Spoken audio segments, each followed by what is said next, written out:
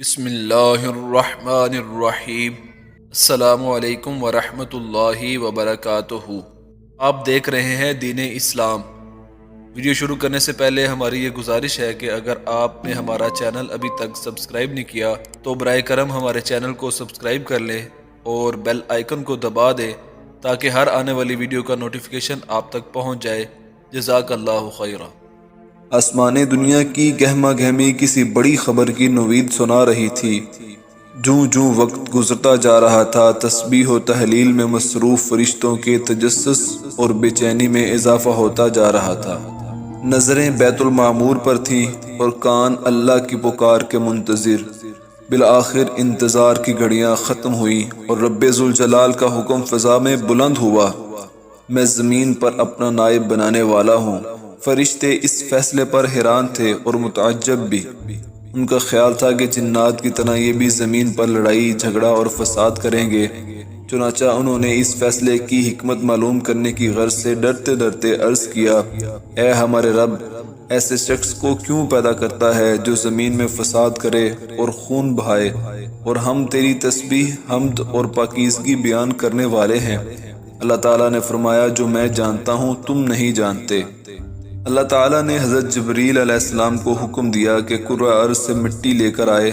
حضرت ابو موسیٰ اشعری رضی اللہ تعالیٰ عنہ سے روایت ہے کہ نبی کریم صلی اللہ علیہ وآلہ وسلم نے ارشاد فرمایا، اللہ تعالیٰ نے حضرت آدم کو ایک مٹھی خاک سے پیدا فرمایا۔ یہ مٹھی تمام روئے زمین سے حاصل کی گئی تھی۔ یہی وجہ ہے کہ حضرت آدم کی نسل میں مختلف رنگ و زبان کے لوگ پائے جاتے ہیں۔ حضرت ابو ہریرہ سے روایت ہے کہ حضور اکرم صلی اللہ علیہ وآلہ وسلم نے فرمایا، جب اللہ نے آدم کو پیدا فرمایا اور ان میں روح پھونکی تو ان کو چھینک آئی، جس پر انہوں نے الحمدللہ کہا۔ یوں سب سے پہلے ان کے منہ سے اللہ کی حمد نکلی۔ اللہ تعالیٰ نے حضرت آدم کو 4 عظیم شرف اور مرتبے عطا فرمائے۔ اپنے ہاتھ سے پیدا فرمایا، روح پھونکی، فرشتوں کو سجدہ کرنے کا حکم فرمایا، اشیاء کے ناموں کے علم سے سرفراز فرمایا۔ اللہ تعالیٰ نے حضرت آدم علیہ السلام کو تمام نام سکھا کر ان چیزوں کو فرشتوں کے سامنے پیش کیا اور فرمایا، اگر تم سچے ہو تو ان چیزوں کے نام بتاؤ۔ انہوں نے کہا، اے اللہ، تیری ذات پاک ہے، ہمیں علم نہیں سوائے اس کے جو تو نے ہم کو سکھایا ہے، بے شک آپ بڑی علم و حکمت والے ہیں۔ پھر اللہ نے حضرت آدم علیہ السلام کو حکم دیا کہ ان چیزوں کے نام بتا دو، سو انہوں نے ان سب چیزوں کے نام بتا دیے۔ اللہ تعالیٰ نے فرمایا، دیکھو، میں نے تم سے نہ کہا تھا کہ میں زمین و آسمان کی تمام پوشیدہ چیزوں سے واقف ہوں؟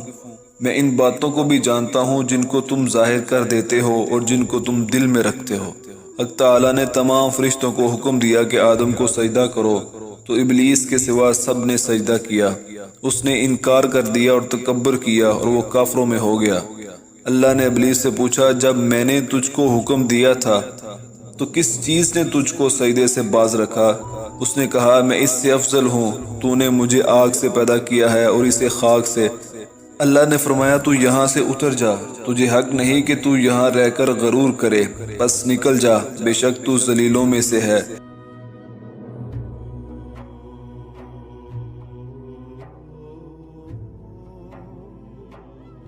اس نے کہا، مجھے اس دن تک مہلت عطا فرمائیے جس دن قیامت آئے گی۔